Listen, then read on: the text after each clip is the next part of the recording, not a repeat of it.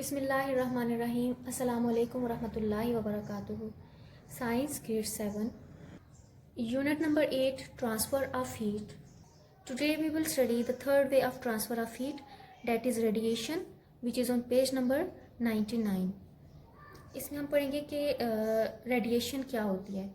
हमने जैसे स्टार्ट में पढ़ा था कि हीट को ट्रांसफ़र करने के लिए हमारे पास 3 मेथड्स होते हैं, that is conduction, convection and radiation. तो कंडक्शन में हमने क्या पढ़ा था, इसमें हमने सॉलिड की बात की थी कि हीट ट्रांसफ़र सॉलिड जो सब्सटेंसेस होते हैं उनमें कैसे ट्रांसफ़र होती है, तो वो किस प्रोसेस के जरिए होती है, through the process of conduction. इसी तरह कन्वेक्शन में हमने पढ़ा था कि मॉलिक्यूल्स के थ्रू हीट की ट्रांसफ़र कैसे होती है, तो वो कन्वेक्शन में क्या था, इन लिक्विड और गैसेस में हीट की ट्रांसफ़र को हमने पढ़ा था। अब एक्चुअली ये जो दोनों प्रोसेस हैं, कंडक्शन या कन्वेक्शन, ये दोनों प्रोसेस एक हद तक क्या हैं, कन्फाइंड हैं। वो इस वजह से कि अगर हम एक मॉलिक्यूल की बात करते हैं जो कि एक सॉलिड है, ठीक है, तो अगर सॉलिड है उसमें अगर एटम्स से मिलकर वो बना हुआ है, तो अब अगर हमने हीट ट्रांसफ़र करनी है तो एटम्स के अंदर ही सिर्फ हीट की ट्रांसफ़र होगी ना, इसके अलावा एयर में तो हीट की ट्रांसफ़र नहीं होगी, ठीक है, क्योंकि इसमें जो एटम्स या फिर इलेक्ट्रॉन्स के जरिए सिर्फ हीट ट्रांसफ़र हो सकती है। तो हम ये जानते हैं कि air is a bad conductor of heat. तो ये प्रोसेस सिर्फ क्या होगा, सिर्फ कन्फाइंड होगा सॉलिड्स की हद तक। अगर हमने हीट को ट्रांसफ़र करना है तो सिर्फ क्या होगा, सॉलिड में ही हीट ट्रांसफ़र हो सकती है। अब आसपास के एरियाज़ में क्या होगा, या एयर में हीट ट्रांसफ़र नहीं हो सकती, तो ये सिर्फ क्या होगा, सॉलिड्स की हद तक ही कन्फाइंड होगा कि उसमें हीट ट्रांसफ़र होगी। इसी तरह अगर हम कन्वेक्शन की बात करते हैं तो इसमें भी क्या होता है कि हीट ट्रांसफ़र का सिर्फ एक सिंगल पाथवे होता है, लाइक जो स्मॉल जो लाइट पार्टिकल्स हैं या लाइट मॉलिक्यूल्स हैं एयर के, वो क्या हो जाएंगे, हीट को अब्जॉर्ब करेंगे, तो वो एयर के जो मॉलिक्यूल्स हैं लाइटर इन वेट हो जाएंगे, वो ऊपर की तरफ जाएंगे, और जो कोल्डर मॉलिक्यूल्स थे वो उनकी डेंसिटी हाई होती है, फिर वो क्या करेंगे, हीट को अब्जॉर्ब करेंगे एनर्जी को, और वो लाइटर हो जाएंगे। तो इसका मतलब यह कि एक वन वे प्रोसेस है। तो अब इन दोनों में कोई ऐसा प्रोसेस नहीं है जिसमें हीट ट्रांसफ़र हो इन ऑल डायरेक्शंस। अगर हम पढ़ना चाहें कि हीट ट्रांसफ़र करना चाहें इन ऑल डायरेक्शंस, तो वो कौन सा प्रोसेस है, डेट इज़ रेडिएशन। ये एक एग्जांपल के थ्रू भी आप इसको देख लें कि कंडक्शन, कन्वेक्शन और रेडिएशन में क्या है फ़र्क। कि कंडक्शन क्या है, सॉलिड सब्सटेंसेस जो भी हम सॉलिड बॉडी लेते हैं उसमें हीट की ट्रांसफ़र होना। जैसे ये मैंने पॉट ले लिया तो ऑब्वियसली ये गर्म होगा, तो इसके अंदर जो भी चीज़ पानी वगैरह अगर हम डालते हैं, कोई चीज़ गर्म करेंगे तो वो गर्म होगी, ठीक है। तो कंडक्शन क्या है कि सॉलिड सब्सटेंसेस में हीट ट्रांसफ़र कैसे होती है।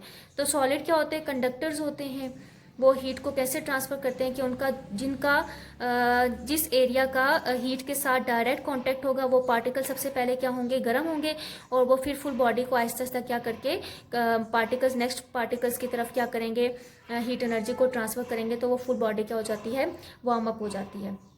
इसी तरह कन्वेक्शन का क्या प्रोसेस होता है कि एक वन वे प्रोसेस होता है। अब कंडक्शन में हमने ले लिया था, एक पैन ले लिया था, ठीक है, अब इसके अंदर हमने वाटर को रख दिया बॉयल करने के लिए।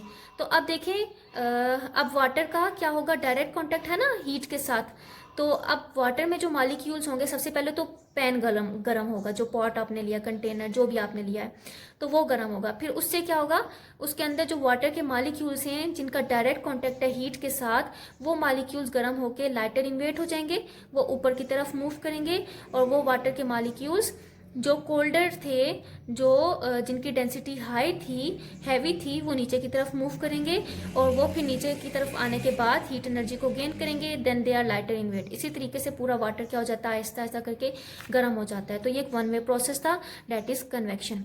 और अगर मैं बात करती हूँ कि हीट को ट्रांसफ़र करना इन ऑल डायरेक्शंस, ठीक है, ये भी गर्म हो गया, पैन भी गर्म हो गया, इसके अलावा वाटर भी बॉयल हो गया, और इसके अलावा बाकी जो एरिया है वहाँ पर भी हीट की ट्रांसफ़र हो रही है, तो वो जो प्रोसेस होता है वो क्या होता है, रेडिएशन का प्रोसेस होता है। इट्स मीन कि heat transfer in all directions through किसकी फॉर्म में, थ्रू वेव्स की फॉर्म में हीट का ट्रांसफ़र होना रेडिएशन कहलाता है, ठीक है।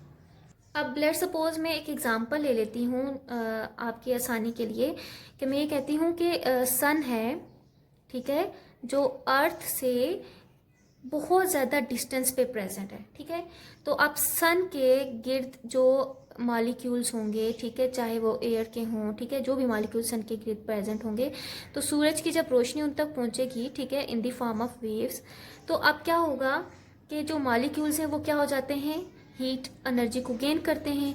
अब हीट एनर्जी गेन करने की वजह से क्या हो जाते हैं, they are lighter in weight हो जाते हैं, ठीक है। अब ये लाइटर इन वेट होंगे तो ये जाहिर सी बात है अर्थ की तरफ मूव करेंगे ना, लाइटर इन वेट होने की वजह से। तो अर्थ के गिर्द, क्योंकि अर्थ सन से बहुत डिस्टेंस पे प्रेजेंट है, तो अर्थ के गिर्द जो मॉलिक्यूल्स होंगे वो तो कोल्डर इन वेट होंगे ना, तो वो तो कोल्डर होंगे और डेंसिटी उनकी क्या होगी, हाई होगी। तो अब ये वाले मॉलिक्यूल्स कैसे सन तक पहुंचेंगे, अब जाहिर सी बात है इतना लार्ज डिस्टेंस है सन और अर्थ के दरमियान, तो वो कोल्डर मॉलिक्यूल्स इतना ज्यादा डिस्टेंस तो नहीं कवर करेंगे ना सन तक पहुंचने के लिए, और जो लाइटर है मॉलिक्यूल्स वो इतना डिस्टेंस कवर नहीं कर सकते अर्थ तक पहुंचने के लिए। तो ये प्रोसेस यहाँ पर बिल्कुल काम नहीं कर सकता, ठीक है, यहाँ पर नहीं हो सकता ये प्रोसेस। इट्स मीन कि अगर हमें अर्थ पे रहकर सूरज से रोशनी हासिल करनी है तो वो किस मेथड से होगी, that is in the form of radiations. क्योंकि सूरज और ज़मीन के दरमियान सब एयर प्रेजेंट होती है या फिर वैक्यूम भी प्रेजेंट होती है, ठीक है। तो सूरज की रेज हमारे पास जो अर्थ में किसकी फॉर्म में आती है, सूरज की रोशनी किसकी फॉर्म में आती है, in the form of rays आती है, तो डेट इज रेडिएशंस, ठीक है। सूरज की रोशनी अर्थ तक कैसे पहुंचती है, in the form of waves, ठीक है, जिसको हम क्या बोलते हैं, रेडिएशन बोलते हैं, ठीक है। इसी तरह अगर हीट को लार्ज डिस्टेंस पे या फिर आल डायरेक्शन में ट्रांसफर करवाना हो तो वो किसकी फॉर्म में ट्रांसफर होती है, in the form of radiations. तो रेडिएशन क्या है कि हीट के ट्रांसफर इन आल डायरेक्शंस, ठीक है, किसकी फॉर्म में होनी चाहिए, इन द फॉर्म ऑफ वेव्स होनी चाहिए। अब एक और एग्जांपल ले लेते हैं, जैसे हमने एक सोर्स ले लिया, वो क्या है, हीटर, ठीक है। हीटर क्या प्रोवाइड करता है, हमें हीट प्रोवाइड करता है। अब हीटर जिससे हीट निकल रही है तो उसके गिर्द जो मॉलिक्यूल्स हैं एयर के, तो वो क्या करेंगे, हीट एनर्जी को गेन करेंगे। गेन करने से क्या होगा, उनकी एनर्जी, उनका जो वेट है वो लाइट हो जाएगा। लाइट होने की वजह से वो ऊपर की तरफ, एयर के मॉलिक्यूल्स लाइटर इन वेट हो जाएंगे, ऊपर की तरफ मूव करते हैं। अब उनकी जगह कौन से मॉलिक्यूल्स ले लेते हैं, वो वाले मॉलिक्यूल्स उनकी जगह ले लेते हैं जिनका वेट क्या होता है, डेंसर इन वेट होते हैं, मतलब भारी होता है, डेंसिटी उनकी हैवी होती है, वो नीचे की तरफ आ जाएंगे। फिर वो मॉलिक्यूल्स लाइटर इन वेट हो जाएंगे, ऊपर की तरफ मूव करने लग जाएंगे। तो ये एक वन वे प्रोसेस चल रहा है, ठीक है। अब देखें ये एक वन वे प्रोसेस चल रहा है। अब हमने रूम का सिर्फ इतना पोर्शन ही तो यूज नहीं करना ना, इतना पोर्शन ही, हम चाहते हैं कि पूरा रूम गर्म हो। तो बाकी डायरेक्शन में, बाकी एरियाज में हीट कैसे पहुंचती है, वो रेडिएशंस की सूरत में हर जगह पे हीट क्या होती है, ट्रांसफर होती है, ठीक है। तो बाकी एरिया में कैसे ट्रांसफर होगी, बाकी एरिया में रेडिएशंस के थ्रू, ठीक है, in the form of waves heat her area में ट्रांसफर हो गया, वो फुल रूम क्या होगा, गर्म होगा। तो हीटर में सिर्फ कन्वेक्शन का ही प्रोसेस नहीं होता, तो हीटर में कौन से प्रोसेस हो रहे होते हैं, कन्वेक्शन भी हो रही होती है और साथ हमारे पास क्या हो रही होती है, रेडिएशन का भी प्रोसेस हो रहा होता है। तो इट्स मीन के हीटर में हीट ट्रांसफर हो रही होती है through the process of convection plus radiation हो रही होती है, ठीक है। अब अगर हम चाहते हैं कि ये जो रेडिएशन है, ठीक है, रेडिएशन क्या होते हैं, heat transfer in the form of waves all direction में। अगर हम अब हीट को ट्रांसफर नहीं करवाना चाह रहे तो हम क्या करते हैं, जब हम हीट को ट्रांसफर नहीं करवाते तो हम उसके आगे कोई सोर्स रख देते हैं ना, कोई ऐसी चीज रख देते हैं जहां से हीट आगे की तरफ ट्रांसफर ना हो, मतलब उसके रास्ते में कोई ऐसी चीज रख देंगे जहां से हीट ट्रांसफर आगे ना हो। अब वो चीज डिपेंड करती है कि वो क्या है, वो रेडिएशंस को एब्जॉर्ब करेगी, रेडिएशंस को एमिट करेगी या रेडिएशंस को रिफ्लेक्ट कर देती है, ठीक है। तो अब वो कौन कौन सी चीजें हैं, हम वो पढ़ेंगे कि रेडिएशन किन चीजों पे डिपेंड करती है। तो जो रेडिएशंस होती हैं वो 3 चीजों पे डिपेंड करती हैं। फर्स्ट वन इज, अगर हम डिपेंडेंस की बात करते हैं तो फर्स्ट है हमारे पास कलर एंड टेक्सचर, ठीक है, colour and texture of surface. Second one is temperature, और थर्ड है हमारे पास सरफेस एरिया। तो फर्स्ट जो हम पढ़ते हैं colour and texture. Texture means कि उसकी सरफेस कैसी है, रफ है या फिर स्मूथ है, तो अगर हम कलर की बात करते हैं कि कौन से कलर्स हैं, हमें पता है कि जितनी भी बॉडीज़ होती हैं वो रेडिएशंस को या हीट को एमिट कर रही होती हैं या एब्जॉर्ब कर रही होती हैं, ठीक है। तो ये रेडिएशन का प्रोसेस हर बॉडी में ऑल द टाइम होता रहता है। अब जिस बॉडी में हीट ज़्यादा होगी वो रेडिएशन को एमिट करती हैं, और जिनमें हीट कम होगी वो रेडिएशंस को, मतलब हीट एनर्जी को क्या करती हैं, एब्जॉर्ब करती हैं। तो अब कौन से कलर्स ऐसे हैं जो रेडिएशंस को एमिट या एब्जॉर्ब करने में मदद देते हैं, और कौन से कलर्स ऐसे हैं जो ना ही एमिट करते हैं ना ही एब्जॉर्ब करते हैं। तो ब्लैक वो कलर है जो रेडिएशंस को क्या करता है, एमिट भी करता है और एब्जॉर्ब भी करता है, ठीक है। अगर एमिट करना होगा तो एमिट करेगा, अगर रेडिएशंस हीट एनर्जी कम है तो वो क्या करेगा, एब्जॉर्ब करता है, ठीक है। इसी तरह जो वाइट कलर्स हैं वो क्या होते हैं, बैड होते हैं, ठीक है। इस मामले में कि ना ही वो एमिट करते हैं रेडिएशंस को, ना ही वो क्या करते हैं, एब्जॉर्ब करते हैं, बल्कि क्या करते हैं, रिफ्लेक्ट करते हैं। क्या करते हैं, रिफ्लेक्ट करते हैं। रिफ्लेक्ट का मतलब ये होता है कि अपने अंदर वो रेडिएशंस को या हीट एनर्जी को पास नहीं होने देते, बल्कि रेडिएशंस को या हीट एनर्जी को टकरा कर वापस बाहर की तरफ भेज देते हैं। इसी तरह ऐसे शाइनी सिल्वर जो है, सिल्वर कलर जो होता है, ठीक है, शाइनी होता है ना, तो वो क्या है, वो भी ना ही रेडिएशंस को क्या करते हैं, एमिट करते हैं, ना ही एब्जॉर्ब करते हैं, बल्कि they are the best reflectors. They are best होते हैं, रिफ्लेक्ट करते हैं, मतलब रेडिएशंस को, हीट एनर्जी को अब्जॉर्ब नहीं करते, ना ही एमिट करते हैं, बल्कि रिफ्लेक्ट करके भेज देते हैं, टकरा कर उनको वापस भेज देते हैं। अब वाइट और सिल्वर में, शाइनी सिल्वर में क्या फर्क है, वाइट जो होता है कुछ हद तक रेडिएशंस को एमिट और अब्जॉर्ब कर देता है, जबकि जो शाइनी सिल्वर होते हैं ना, वो सब की सब जो रेडिएशंस होती हैं, अगर देखें जो भी बॉडी है अगर वो शाइनी सिल्वर की बनी होगी तो वो क्या होती है, अगर उसके अंदर जैसे टी पॉट्स हो गए, ठीक है, अगर ये बॉडी है वो सिल्वर कलर की बनी हुई है, ठीक है, अगर उसके अंदर आपने टी रखी और आप चाहते हैं कि वो टी गर्म ही रहे तो आप शाइनी जो सिल्वर कलर की होंगी ऑब्जेक्ट्स आप वो लेंगे। उसके अंदर जो टी होती है ना वो क्या होती है, अगर वो गर्म है तो वो गर्म ही रहेगी, अगर कोई ठंडा पानी आप उसमें डाल देते हैं तो वो ठंडा ही रहेगा। क्यों, वो इस वजह से कि बाहर का टेम्परेचर फिर उस पर इफेक्ट नहीं कर सकता, क्योंकि उनकी जो सरफेस होती है ना, वो जो उनकी बॉडी होती है उसको सिल्वर कलर में पेंट किया होता है, शाइनी सिल्वर होता है। तो शाइनी सिल्वर का मतलब ये है कि they are the best reflectors. Reflectors means कि अगर अंदर चाय गर्म है तो अंदर अगर उसकी बॉडी पे क्या है, सिल्वर कलर हुआ हुआ शाइनी सिल्वर, तो वो उसकी जो हीट की रेडिएशन है, जो अंदर हीट है ना, ये गर्म है, ठीक है। तो अब जाहिर सी बात है बाहर का टेम्परेचर, अगर हमने ये शाइनी सिल्वर ना रखा होता, कोई और बॉडी रखी होती, तो क्या होता कि हमेशा हीट ट्रांसफर होती है from a hot body to cold body. तो क्या होगा कि अगर ये टी है तो ये गर्म थी, तो बाहर का टेम्परेचर इसकी निस्बत समझ लें कि 25 डिग्री सेंटीग्रेड था, कम था, और टी का टेम्परेचर 30 डिग्री सेंटीग्रेड था। तो किसी हमने ऐसी बॉडी पर रखा जो शाइनी नहीं है, तो वो क्या होगा कि टी के जो है गर्म होने की वजह से वो क्या करेगी, रेडिएशंस को, हीट एनर्जी को बाहर की तरफ एमिट करेगी। क्या करेगी, एनवायरनमेंट की तरफ एमिट करेगी। एमिट करने का मतलब ये होता है तो वो हीट एनर्जी को बाहर ट्रांसफर करेगी। ट्रांसफर तब तक करेगी जब तक बोथ दोनों का टेम्परेचर सेम नहीं हो जाता है। ये किस सेंस में होता है, आपने देखा होगा कि जब आप चाय का कोई कप रखते हैं तो थोड़ी देर के बाद वो चाय का कप क्या होता है, ठंडा हो जाता है।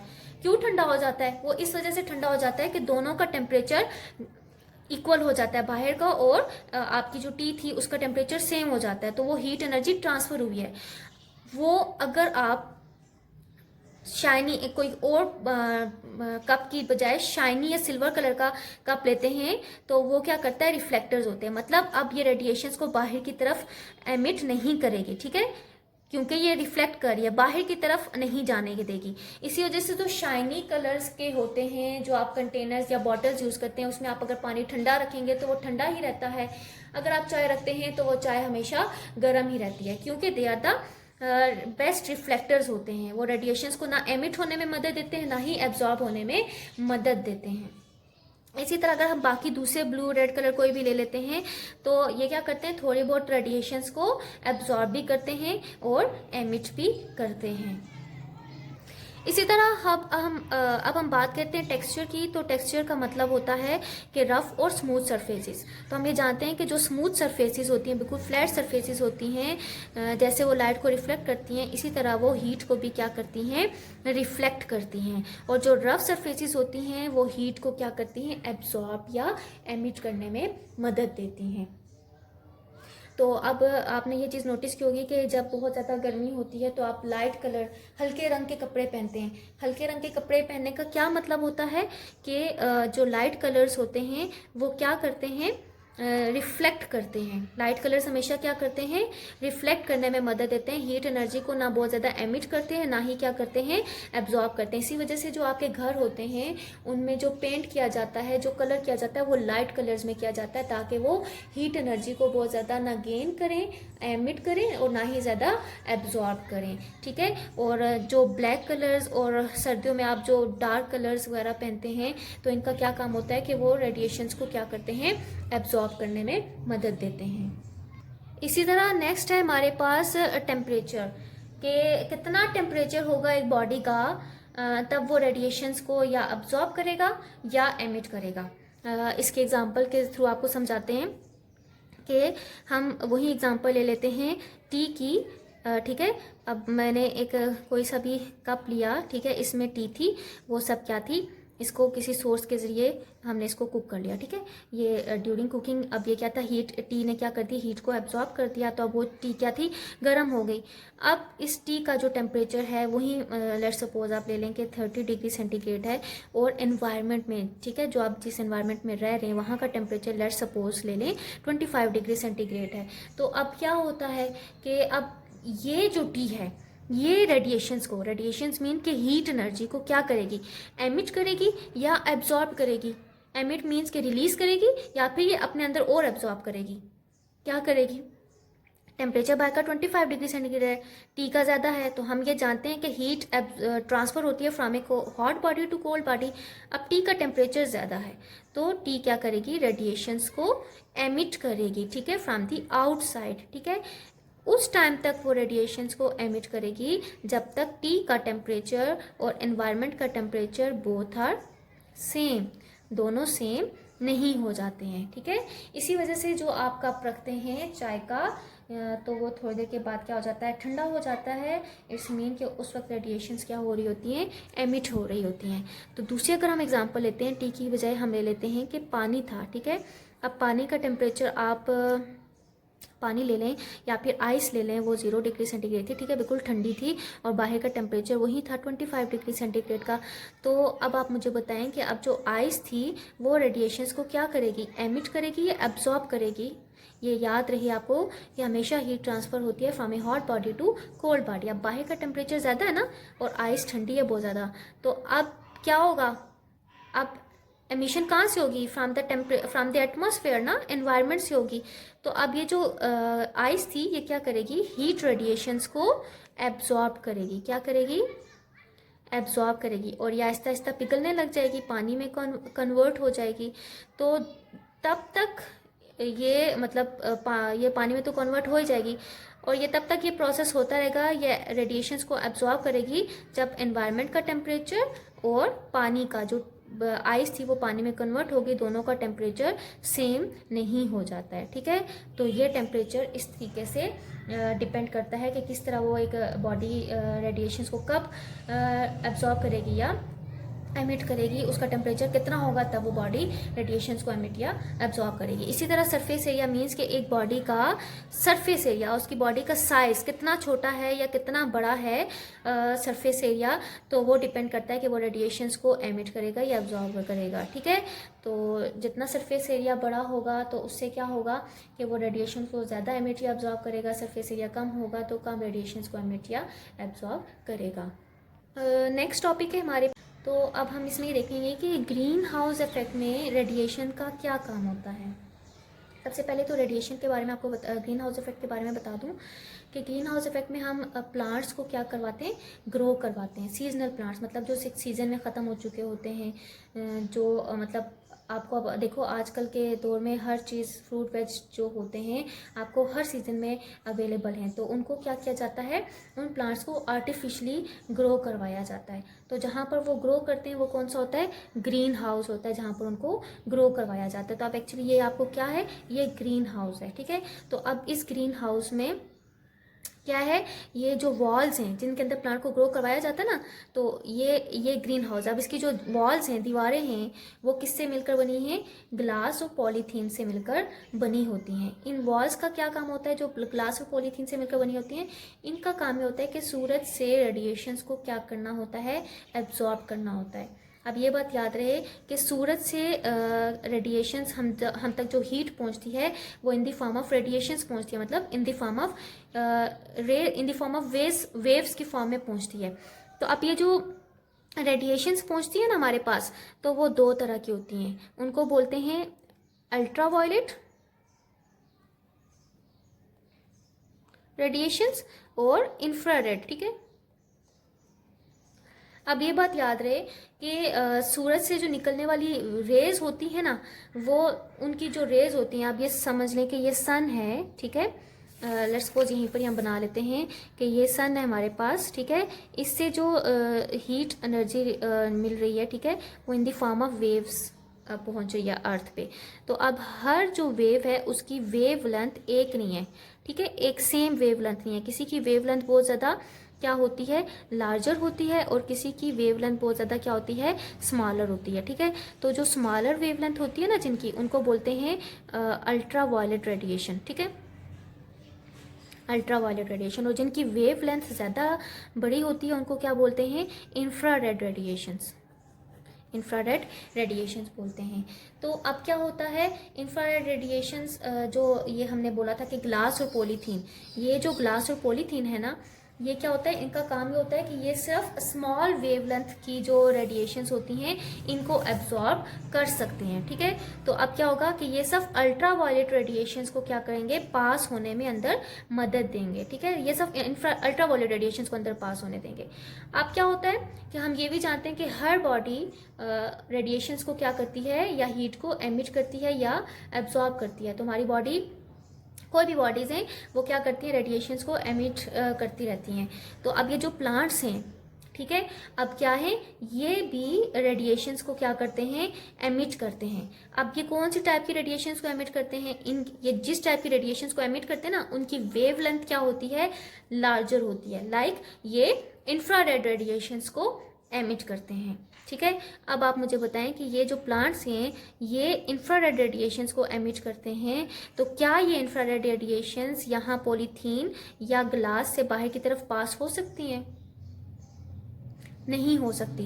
क्यों, क्योंकि ग्लास और पॉलीथीन जो इनकी वॉल्स बनी हुई हैं ग्रीन हाउस की, उनका सिर्फ ये काम है कि वो सिर्फ अल्ट्रा वायलेट रेडिएशंस को ही पास होने में मदद दे सकती हैं। अब इंफ्रारेड रेडिएशंस को ये पास नहीं होने देंगी, तो वो इंफ्रारेड रेडिएशंस वापस बैक साइड पे, वापस पीछे की तरफ रिफ्लेक्ट होकर आ जाती हैं। जब वो वापस रिफ्लेक्ट होकर आती हैं तो इस एरिया का क्या हो जाता है, टेम्परेचर बहुत ज़्यादा इंक्रीज हो जाता है, ठीक है। ऑलरेडी सूरज के अल्ट्रावायलेट रेडिएशंस भी हैं और इन्होंने अपनी रेडिएशंस को भी एमिट किया, वो बाहर की तरफ जा नहीं सकती, दैट इज इंफ्रारेड रेडिएशंस।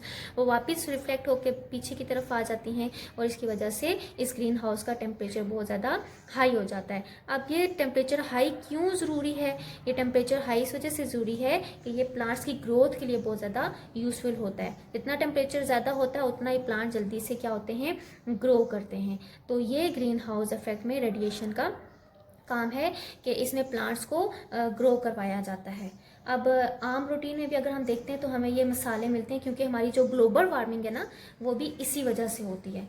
अब ग्लोबल वार्मिंग की रीज़न क्या है, किस वजह से ग्लोबल वार्मिंग होती है, तो हमारी एनवायरनमेंट में बहुत ज़्यादा एक गैस है जिसको बोलते हैं कार्बन डाइऑक्साइड गैस, वो एनवायरनमेंट में रिलीज़ हो रही है। ये बहुत ज़्यादा इनका यूज़ हो रहा है। जैसे हम एयर कंडीशनर वगैरह यूज़ करें, एरोसल स्प्रे वगैरह यूज़ करें, तो वहाँ से कार्बन डाइऑक्साइड गैस बहुत लार्ज अमाउंट में रिलीज़ हो रही है, जो हमारी एनवायरनमेंट में बहुत ज़्यादा अमाउंट में कार्बन डाइऑक्साइड हो जाती है।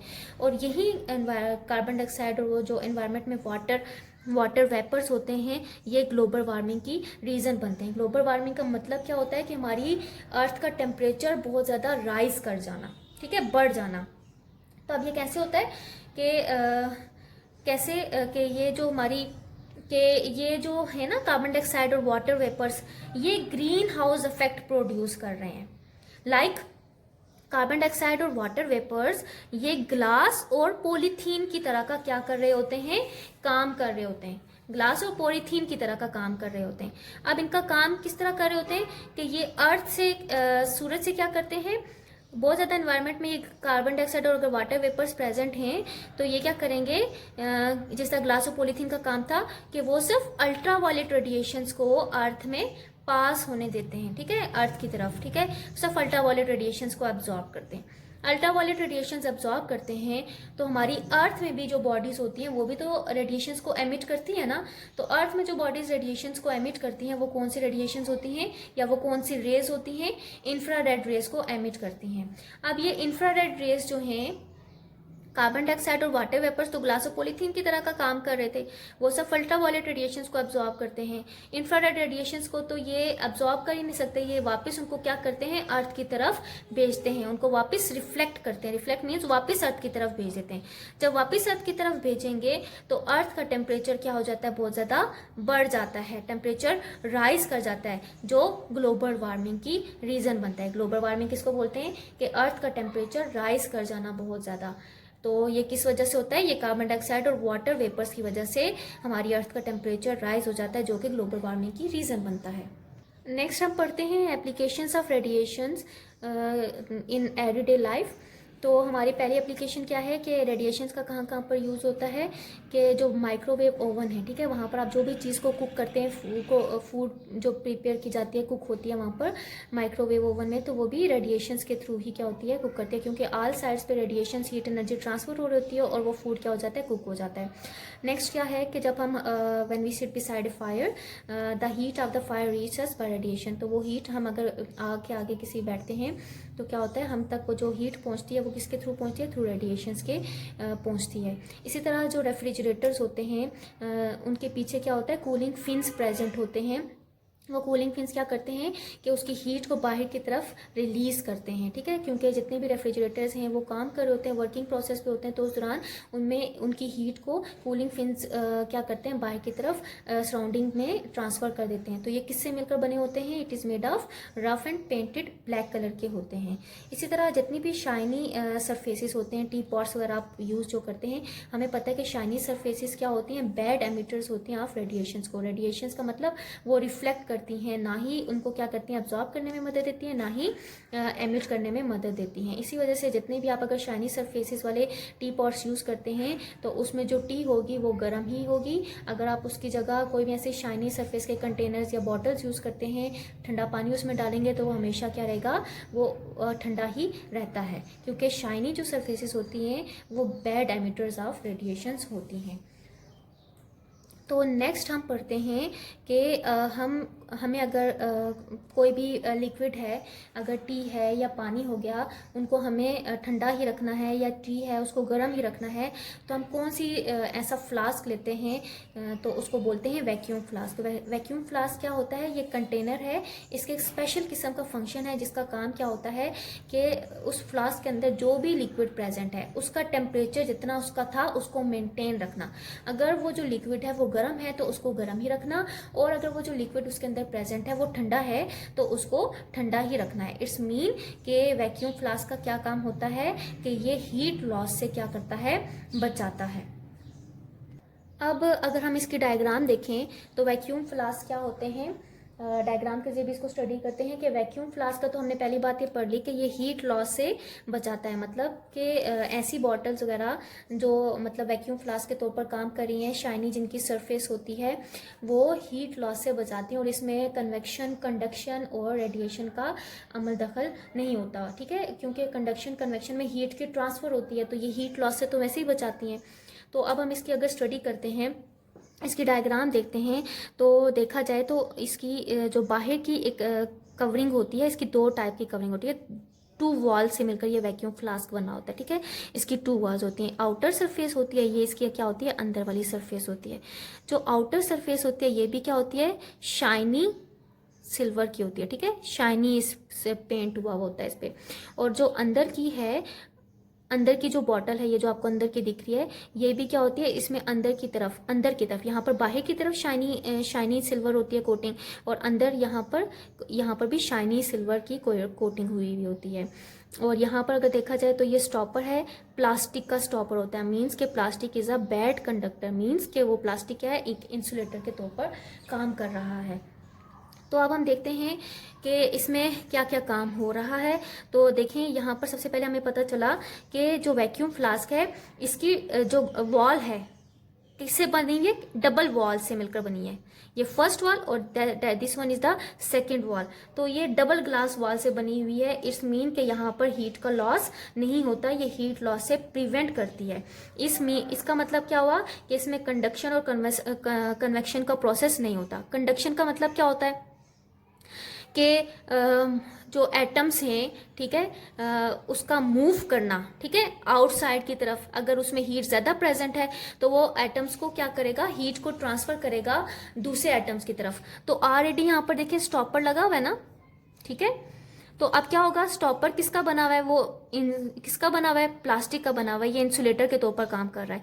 तो अब देखिए यहाँ पर अगर यहाँ पर आप कोई टी या कोई गर्म लिक्विड रख देते हैं तो यहाँ से जो सॉलिड है, कंडक्शन का मतलब क्या होता है, सॉलिड से एटम्स जो सॉलिड के एटम्स थे वहां से ट्रांसफर होना हीट का बाहर की तरफ, ठीक है, मतलब दूसरे पार्टिकल या दूसरे एटम की तरफ, दूसरी बॉडी की तरफ हीट का ट्रांसफर होना, क्योंकि इन्होंने तो एनर्जी को गेन किया हुआ है। अब ये ट्रांसफर करेंगे ना बाहर बॉडी की तरफ। तो जितनी भी आपकी बॉटल्स होती है, कभी आपने ऐसी बॉटल है आपके पास जो शाइनी सिल्वर सी होती है, तो आप उसके अंदर अगर कोई भी गर्म चीज डाल देते हैं तो क्या वो आपको बाहर से भी गर्म लगती है, नहीं लगती।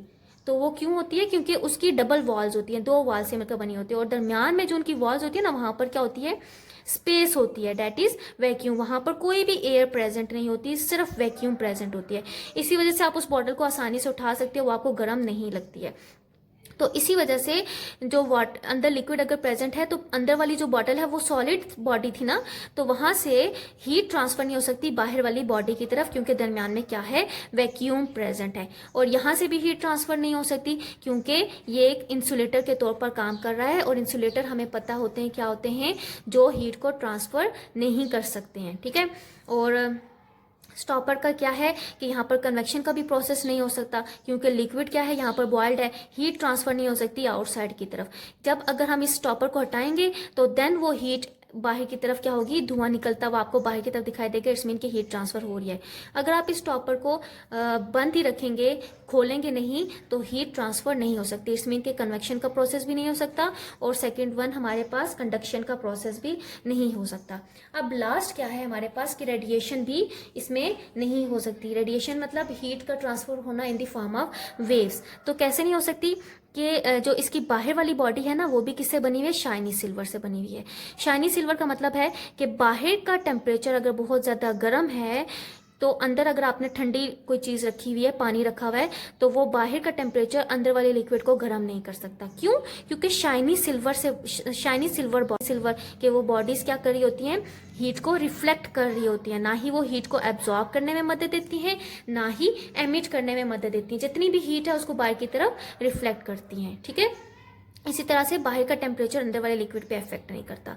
और इसी तरह अगर अंदर की बात करें कि अंदर जो इसकी बॉडी है, एक सेकंड वॉल भी है ना, अब ये सेकंड वॉल की जो अंदर वाला एरिया है वो भी शाइनी सिल्वर का, शाइनी मतलब मेटल से किसी भी शाइनी होता है। तो अब शाइनी अंदर का होने का मतलब क्या है कि अंदर की जो हीट है वो उसको रिफ्लेक्ट करता है, मतलब उसको बाहर की तरफ नहीं जाने देता, उसको वापस टकरा के अंदर की तरफ ही रखता है। जब अंदर का टेम्परेचर अंदर ही रहेगा, वो वापस बाहर की तरफ नहीं जा सकता, और बाहर का टेम्परेचर अंदर की तरफ नहीं अमल दखल कर सकता।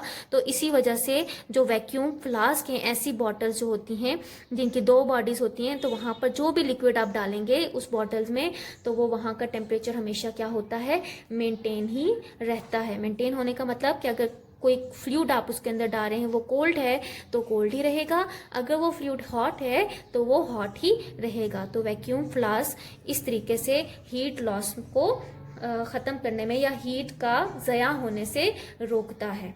आई hope you have understood all the concepts well. Stay home, stay safe. Allah हाफिज़।